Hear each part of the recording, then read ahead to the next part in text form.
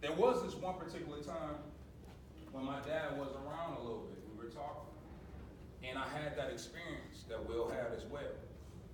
But in the end, when he didn't show up for me, I did exactly like Will did. I started pretending as if it didn't matter to me. Now, I don't care if you come or not. Whatever. You didn't come last time. You said that last time. Whatever. Whatever.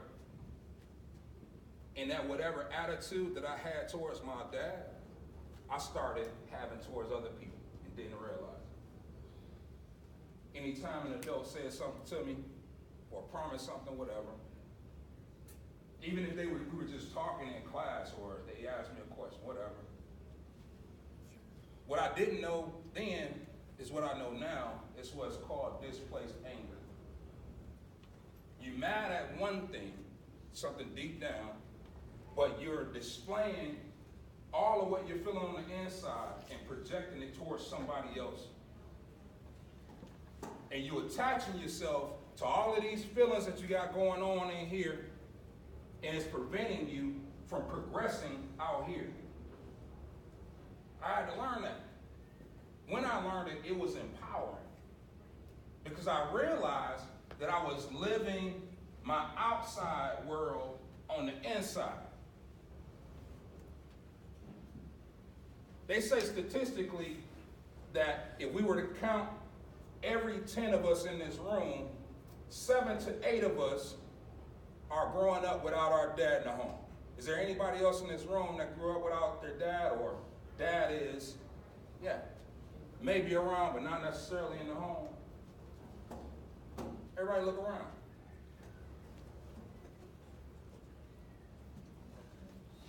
I do that for the reason of sharing with all of you. One, those who have their hands raised, you're not by yourself. That's right. You're not by yourself. That's right. What you guys are experiencing or have experienced through that pain or that trauma, you're not alone, man. And you have people that you can share and talk with right next to you. You have other people around you, adults, who can relate to you and help you through that. If you just trust just a little bit more to get it out. I had you do that as well for those who didn't have their hands raised, because for those who didn't have their hand raised, you can provide support as well for people who have those experiences. And that support comes in the word of empathy. Everybody say empathy. Empathy. Empathy is when you may not be experiencing what the person is experiencing next to you, but you know how to put yourself in their shoes. And you can think and react and connect with them, understanding that they've been through something that you didn't necessarily go through. That's a skill that a lot of us lack.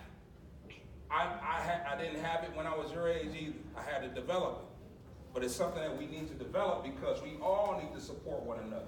Because I promise you, if you all were to have a conversation with everyone in this room, you'll find that you have way more in common than you have differences. Is everybody with me on that? Yes, sir. So in this talk, I just really wanted to share out of my heart, man, my experience and just to give you guys a few jewels. Whenever I come and I have a speech, my goal is to connect with you. And in connecting with you, I give you the hope, or I have the hope that there's, even if it's just one thing that I've given you, you can hold on to it and it might help a little bit more.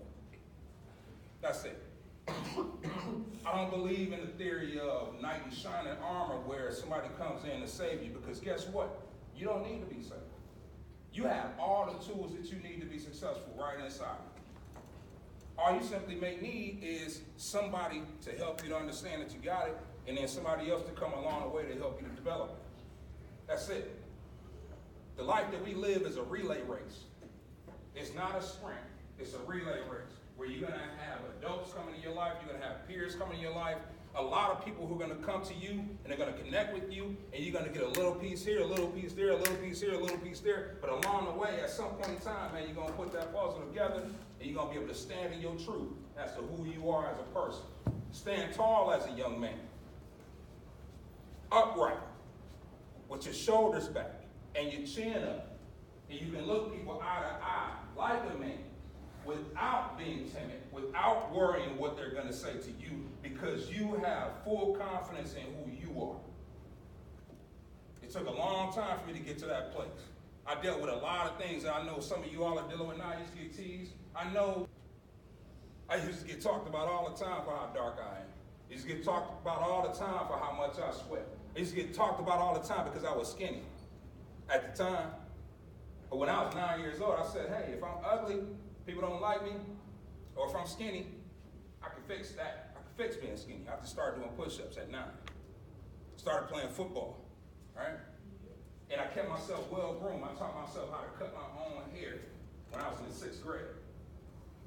And I started making money cutting hair and meeting people. That's how I made friends, through sports and cutting hair.